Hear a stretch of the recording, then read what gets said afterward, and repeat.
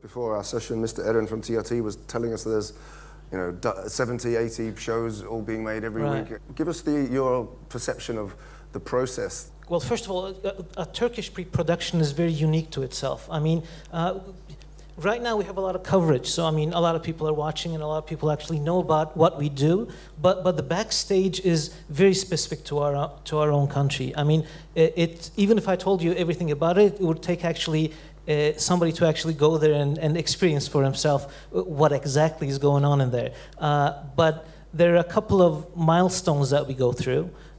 First of all, obviously, you have to find a script.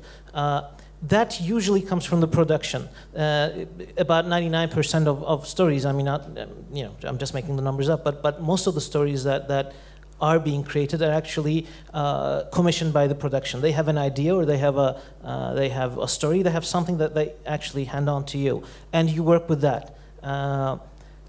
So that starts with the production, and then you have this really long process of getting the script, not just dramatically, but acceptable in terms of the TV culture, in terms of the popular culture, and those are very strict guidelines. We're a country that socially, politically, we have to jump a lot of hurdles to get that script acceptable for the sector. So that's pretty much the hardest part, actually. And after that comes the pre-production part of all of us actually working together. Some writers are not that involved in the pre-production process, but if you have like Magnificent Century, if you have like an epic like Ezel, the writer pretty much works as a showrunner, but informally. I mean, he or she wouldn't have the formal authority, but he or she would be listened to. And we, in all the works that we do, are very involved in that process, from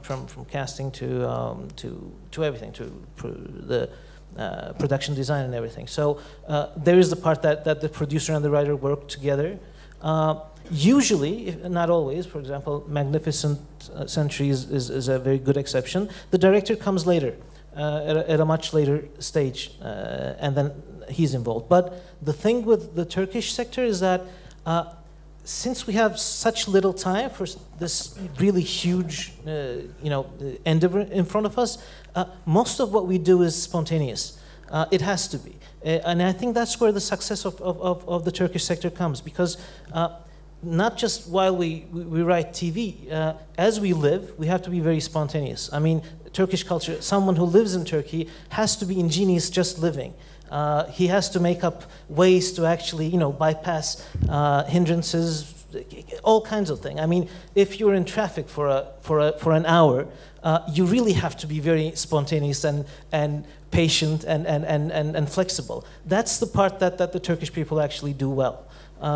And it's through that spontaneity that we can create this miracle of not, it's a miracle that these things are actually good. It's a miracle enough that they're being made. I mean, an actor is remembering lines that he just read maybe a day ago, and they're like 80 pages of lines. A writer is writing within that week, in 4 days or 5 days, 120 pages. So the way the Turkish people actually make movies and TVs is the way is the way we live, really. It must. They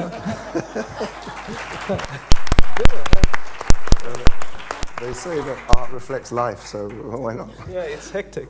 But the process, I believe, is that the show's already on air, and you're writing the sort of like the episode that's going to be on air in 2 weeks' time, kind of thing. That's pretty much the case. It has to be. I mean, there is no way that you can pre-program all of this. I mean, part of that is because of the system as well. It's not a system that guarantees, as in US, for example, a season, and then you can actually pay for the whole season and get it done with. You have to actually see that as it comes as well. So everything that we do, we're usually, thinking just 2 weeks ahead, if we're lucky. But I want to add something. Sure. I want to learn if you agree with me. But the productions, the TV series, this disease, let's say, that Turkey produced and famous in all over the world, they all have a good pre-production time. I'm sure very good pre-production time. I mean, he's telling that the normal dizi life in Turkey. That's right. Yes, we all live that. Something happens just at the moment, and we have to create something. Sure. But the most famous ones in the world are all well done, well worked, and most of them prepared as a story from the beginning till the end before they start to shoot. So I'll add something to that. I mean, that's given. That's obviously true without exceptions. Add to that, in our country, different departments don't usually interact with each other a lot. For example, actors don't interact a lot with writers. Writers don't interact a lot with directors. These are usually very specifically circled departments that the producer kind of gets this thing going. In almost all successful shows, there's a really good interaction. I mean, I know in Magnificent Century that's the case. Agreed. In 20 Minutes, I think that was the case. In Ezel, that was absolutely the case. Everybody was in that table sitting in together. I mean, I think that's the thing with TV series. We watch a story, and that's important, given, but we also watch an organism. And that organism is in our houses. It's there every day. So that organism has to function as a whole. When we do that, and I guess that has to do with preparation too, when we interact within each other, that also makes a good show. And what I find interesting is when we talk to people from this industry from all over the world, when we say them, as she says, we're shooting like 120 minutes per episode, and like, for example, let's talk about hours. I don't know how many episodes did you do in 20 minutes, but like 139 episodes in 4 years. They cannot believe that.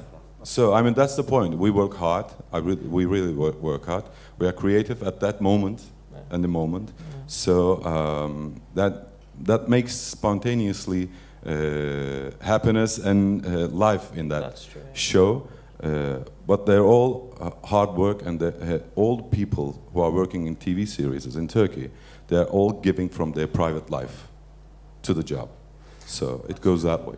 That's really true. The thing that Kerem, you mentioned about everyone being in the room together and sort of just living it, and the product comes out of that.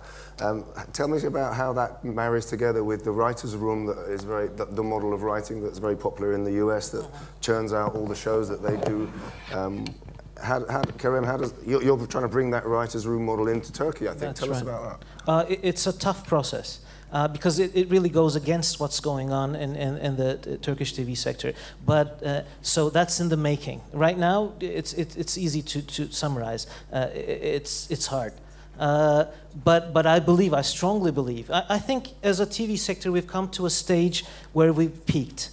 This is my personal belief. I don't know if maybe a producer or an actor might think differently, but I think we've peaked to a place where we're actually, honorary guests of Mipcom, for example. That's this huge thing.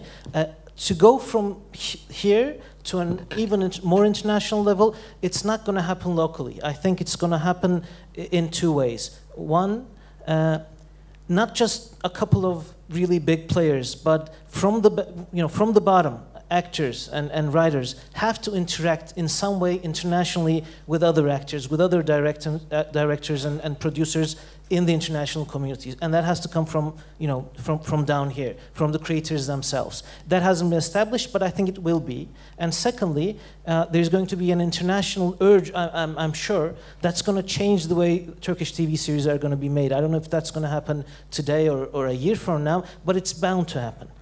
Because as the world is changing, and I'm not sure if Turkey is realizing this yet. I mean, not if everybody is realizing this yet. But I think we're in such an international stage that we're also going to be led and guided by the international community as well. I think that's to come. That's to come very soon. Okay.